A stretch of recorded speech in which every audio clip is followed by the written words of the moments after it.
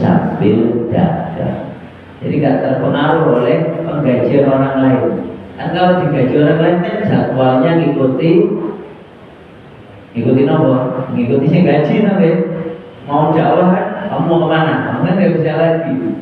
Maka kebebasan ini untuk mengatur jadwal, kebebasan dalam mendapatkan penghasilan itu menjadikan orang-orang Quraisy ini punya sesuatu yang tidak dimiliki oleh mereka yang tidak memilikinya, yaitu ketangguhan, kemandirian. Ini membentuk satu pola kepemimpinan. Maka ketika dakwah berhasil di Indonesia, itu juga yang membuat berhasil satu diantaranya adalah orang-orang yang siap meninggalkan kampung halamannya sepenuhnya dakwah tinggal di Indonesia. Maka disitulah muncul kepeloporan para perintis, yaitu para wali songo. Bapak-bapak, ibu-ibu tahu para wali songo itu datangnya dari mana saja? Kan sebagian besar awalnya bukan dari Indonesia kan? Ada yang dari negeri Syam, seperti yang dikatakan Sunan Kudus itu. Kudus itu kan karena dari negeri Syam. Kemudian ada yang dari Maroko, Maghribi, ada yang dari Arab Saudi sekarang, ada yang dari Yaman. Mereka datang ke Indonesia sampai meninggal dunia dakwah di Indonesia. Jadi mereka siap meninggalkan wilayahnya demi memenangkan dakwah di sini. Dan begitu pula siapa yang bisa mengeluarkan Indonesia dari penjajahan Belanda? Satu di antaranya adalah kumpulan para pedagang yang bergabung dalam Syarikat Dagang Islam, yang kemudian menjadi Syarikat Islam, memunculkan tokoh-tokoh pentingnya. Salah satunya adalah pedagang batik yang sekaligus katib ya di Masjid Gede Kauman, namanya Kiai Haji Ahmad Dahlan. Jadi memang dari dulu sampai sekarang insya Allah satu di antara yang menjadikan dakwah ini kokoh adalah orang-orang yang berdagang atau semisalnya, sehingga dia memiliki kebebasan berkegiatan dan kebebasan finansial. Artinya dia tidak tergantung dengan penggajian orang lain. Barulah kemudian dia akan bisa berkegiatan dakwah secara leluasa. Izin untuk ikut pengajian gampang. Memang nggak perlu izin sama orang lain untuk berkegiatan. Dan memang dia itu punya jiwanya itu jiwa ini dagang sama Allah. Jadi bukan mentalnya bukan mental pegawai, tapi mental pedagang. Dagang itu kira-kira nyari yang lebih banyak untungnya atau lebih sedikit untungnya? Kalau dagang kan kita nyari yang untungnya lebih banyak kan. Makanya gimana nih waktu saya ini lebih banyak untungnya. Sama-sama 24 jam, gimana agar untungnya lebih banyak. Nah, Rasulullah SAW jamaah itu tumbuh dalam masyarakat seperti ini, masyarakat dagang. Maka tidak heran ketika beliau muda, beliau kemudian berangkat membawa barang dagangan sebagaimana para pendahulunya ke negeri Syam. Waktu itu dagangan didapatkan dari juragan besar, namanya Khadijah. Nah, Khadijah itu sebenarnya sudah tertarik dengan pemuda Muhammad, terkenal orangnya al-amin, terpercaya, dari keluarga terhormat, menjaga diri. Maka kemudian Ibunda Khadijah itu meminta ada karyawannya, seorang lelaki, untuk menemani Rasul, mendampingi waktu itu Rasul, mendampingi Muhammad, mengecek ini perilakunya seperti apa. Nah, ini penting juga ya. Jadi kalau bapak-bapak ibu nyari mantu, tolong dicek dulu akhlaknya sehari-hari seperti apa. Siapa nama lelaki yang diminta oleh Khadijah untuk mengamati Rasul dalam perjalanan dagang itu? Namanya Maisarah. Itu bukan perempuan ya. itu laki-laki. Sama seperti Salamah itu laki-laki. Salamah bin Aqwa itu badannya gagah, kekar, ahli jihad. Sampai sini jadi nama perempuan. Kalau Ummu Salamah perempuan. Tapi kalau Salamah itu aslinya ya dari Arab itu Salamah itu nama laki-laki. Makanya ada ulama kita biar nggak salah paham, Salamah diganti gaya Indonesia, selamat. Nah, selamat itu dari bahasa Arab salamah, salamat kan gitu. Terus dari ganti selamat berarti jenengan ambil Pak selamat ini jenengan keren. Karena itu jenengan nama seorang sahabat top, boleh dicek nanti ya, namanya Salamah bin Al-Aqwa. Itu gagah itu, jago jihad. Nah, terus Maisarah inilah yang diutus untuk mengamati secara khusus dalam perjalanan. Oh ternyata Muhammad ini orangnya jujur, orangnya amanah. Kalau dagang begitu naruh dagangan itu nyari untungnya sedikit, maka orang itu sudah berduyun-duyun. Kalau ada pedagang namanya Muhammad itu langsung antri. Maka dalam waktu yang tidak lama dagangannya ludes. Karena prinsip dagangnya Rasul itu bukan nyari untung yang banyak, tapi nyari untung yang sedikit tapi jumlahnya banyak. Sehingga untungnya kelihatannya cuma sekian, tapi kalau dagangannya ludes kan berarti kali berapa. Maka orang berdagang itu bukan hanya mencari untung untuk dirinya, tetapi juga memberikan untung untuk para penjualnya dengan keuntungan yang tidak terlalu, jadi margin keuntungannya tidak terlalu tinggi, maka daya beli orang-orang terhadap dagangan kita itu menjadi lebih mudah dijangkau oleh para pembeli. Maka dalam waktu singkat dagangan habis, kemudian kembali ke Makkah. Maka Maisarah memberi laporan bahwa Rasulullah Muhammad ini orangnya istimewa. Maka setelah dipastikan memang orangnya ini istimewa, maka Ibunda Khadijah melamar. Nah, jadi bapak-bapak, ibu-ibu, terutama bapak-bapak ini yang punya putri atau cucu perempuan, nah, jangan punya kewajiban mencarikan jodoh yang soleh. Boleh melamar, boleh. Yang lamar si baik, yang lamar bapaknya. Jadi dilamarkan. Kalau ketemu calon yang soleh, ya tolong dilamar. Nah, tinggal nanti nego dulu dengan anak perempuan atau cucunya ya. Bapak yakinkan mereka bagaimana kriteria suami yang soleh. Nah, nikah itu bukan hanya nyari wajah tampan sementara, kulit halus sementara. Yang kalau kamu nikah itu nyari jodoh yang bisa membawa ke jannah, ke surganya Allah. Nyari jodoh itu untuk mencari imam yang bisa membantu taat kepada Allah.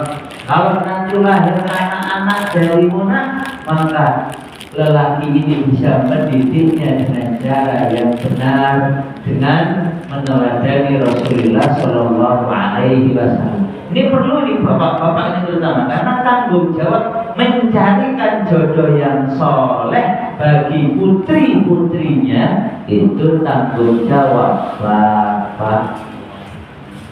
Maka dari sini bapak-bapak yang gabungan putra putri, terutama putri tadi ya, tolong diingatkan, diajak ngobrol, ditanya, habis itu dinasehati, sehingga anak-anak kita ini punya misi jangka panjang, punya sesuatu yang tidak diraih di masa mendatang, yaitu ridho Allah, termasuk dalam nikah.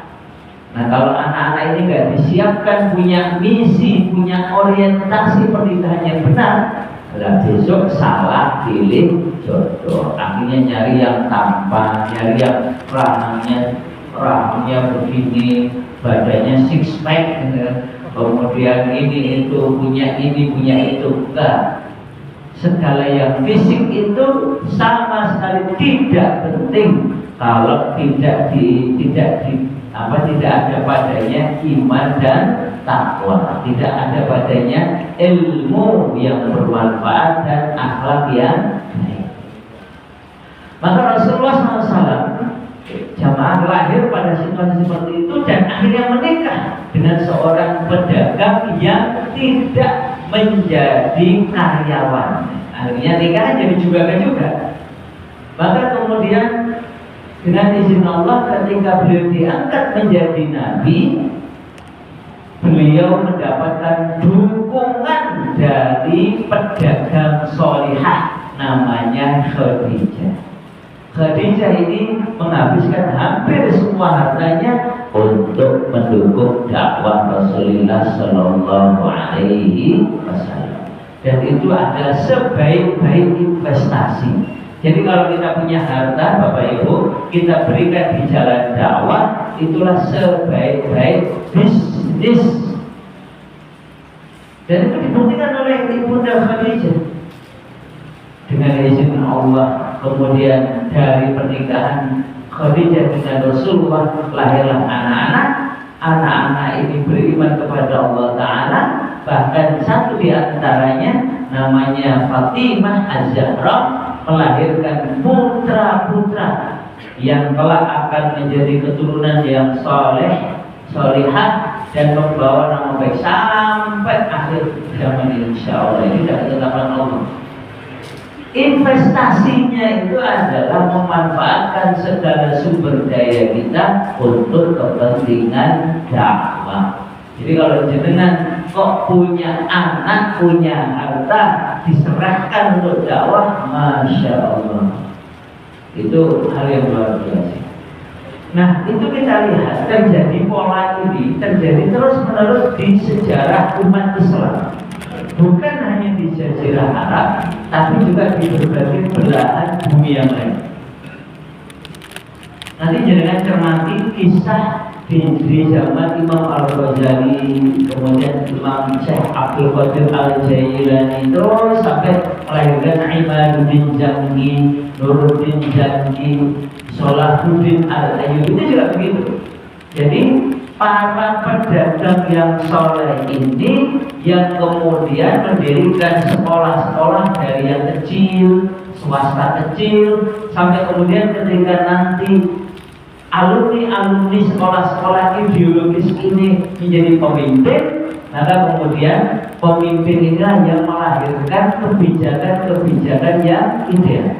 Dulu Imam Jangi, Bapak Ibu, yang dianggap sebagai khalifah yang paling mirip dengan para khulafaur rasyidin. Jadi beliau dapat gelar khulafaur rasyidin ke-6. 1, 2, 3, 4 kan jelas Abu Bakar, Umar, Utsman, Ali. Yang kelima siapa? Abdul Aziz. Umar bin Abdul Aziz. Ya, itu masih keturunannya Umar bin Khattab. Yang ke-6 yang dianggap sangat mirip dengan khulafaur rasyidin adalah Nuruddin Mahmud Zangi.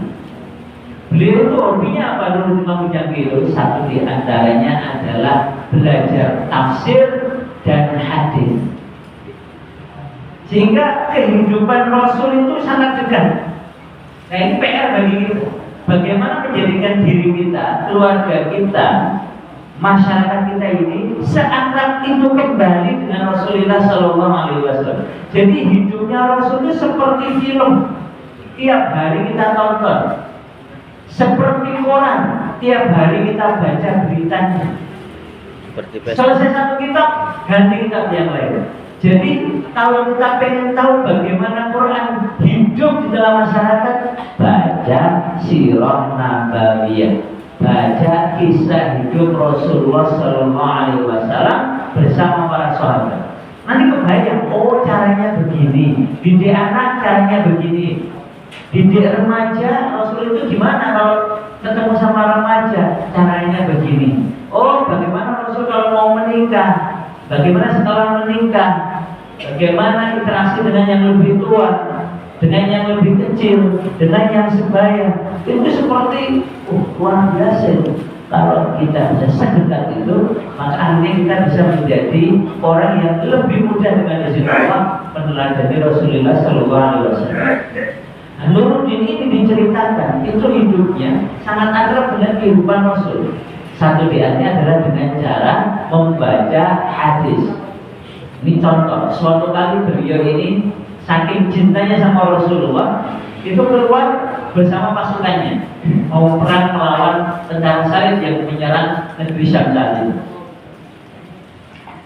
Terus kemudian ada seorang ahli hadis itu berkomentar begini, membawa pedangnya tidak seperti zaman Rasulullah. Dilaporkan ke Nuruddin Al-Mujahid, langsung Sultan Nuruddin ini bilang berhenti, pulang. Terus beliau tanya, apakah cara menyandang pedang kami belum sesuai Rasulullah? Belum. Oke, pulang. Belajar dulu hadisnya gimana. Terus hadis itu syarahnya gimana. Terus prakteknya gimana caranya dan pedangnya Rasulullah dan para sahabat. Oh begini. Dilatih dulu pasukannya. Nah, besok keluar cara nyandang pedangnya itu persis seperti cara menyandang pedang Rasulullah Sallallahu Alaihi Wasallam. Segitu cintanya kepada Rasul. Nah, kita bisa kayak gitu tadi. Jadi pakaian kita mungkin beda ya, namanya kita pakai batik, pakai ini. Tetapi cara berpakaian umumnya itu harus diikuti Rasul. Cara makannya, cara minumnya. Mungkin kita kalau tiap hari ini alhamdulillah ini kita pilih Rasul ya. Kan kayak nasi lah, Rasulullah kita jarang nasi. Tapi kan kita tiang Jawi, orang Jogja tiap hari makan roti, kira-kira udahan atau tidak minum. Jadi kan, walaupun ini dia malah diberi Rasul, Rasul itu ya roti ya. Tapi makanya memang kadang itu kalau kita itu dapatnya itu nomor lemper, nomor roti, nomor lah basic pokoknya bukan nasi utuh itu malah bagus juga bagi kita itu, agar kita itu ingat ya zaman Rasul itu ya bukan nasi ya, bukan itu jadi pengingat. Jadi jamaah sekalian, kalau semakin kita akrab dengan kehidupan Rasulullah Sallallahu Alaihi Wasallam, maka kita akan semakin paham bagaimana idealnya Quran itu diwujudkan dalam keseharian. Nah, saya jadi mengingatkan dengan nanti kita belajar sirah nabawiyahnya agak runtut berkenan badan. Sedikit kita ulang-ulang agar hidupnya Rasul itu terasa dekat, melekat dengan kita. Bahasa orang Songo itu sidekick. Jadi seakan-akan Rasul itu ada di samping kita. Lalu kalau kita bingung kita tanya, ya Rasulullah, ini kalau ada masalah begini itu bagaimana solusinya? Jadi kayak kita tuh minta nasihat kepada Rasulullah Sallallahu Alaihi Wasallam. Dan itulah sebab kebangkitan umat Islam. Nanti di zaman dulu di Mujahid pula banyak sekali dibikin sekolah-sekolah, didirikan sekolah-sekolah, termasuk sekolah madrasah medis, madrasah yang di dalamnya ada rumah sakitnya. Ya sekarang menjadi umum ya di sini ya, kampus itu ya harus punya rumah sakit akademik. Itu bukan barang lama. Di zaman Nuruddin beliau sudah biasa bikin kayak gitu. Maka jamaah sekalian, mempelajari Rasulullah Sallallahu Alaihi Wasallam tidak semata-mata mengingat peristiwa, tetapi untuk diteladani, disesuaikan dengan kondisi kita. Jadi mungkin tidak sama persis. Rasul naik onta, misal kita bepergian kemana-mana naik onta, mumet kita, onta ini gak punya, mau beli mahal, urusnya gak bisa, malah mati. Maka tidak harus sama persis, sama seperti pakai baju juga gak harus sama persis seperti Rasul, tetapi tata cara berbusana kita mengikuti Rasul. Begitu pula makan minum, ya nggak harus persis seperti Rasul. Jadi kan minum kayak Rasul, makan kayak Rasul, kita nggak kuat. Hormon, Jam-jam ini juga nggak ada kan. Maka ada hal-hal yang mungkin dohirnya beda, tetapi pemanfaatannya, cara menggunakannya sama. Nah, ini yang perlu kita pelajari. Sehingga akhirnya meskipun kelihatan sederhana, kalau masing-masing kita ini punya pola pikir yang mulai benar, oh iya, ngikuti Rasul. Mungkin barang yang beda tapi caranya, nah itu nanti akan muncul gerakan. Akhirnya kebangkitan umat itu muncul lagi. Kenapa? Ya karena niru Rasul, meneladani Rasulullah Shallallahu Alaihi Wasallam. Oke, demikian insyaallah selama lagi kita akan membedah tata urutan dakwah Rasul dari namanya ini dari zaman Makkiyah, terutama bagaimana beliau mendidik para sahabat dari yang umurnya kecil sampai para sahabat senior. Demikian, mari kita tutup dengan doa penutup majelis. Subhanallah.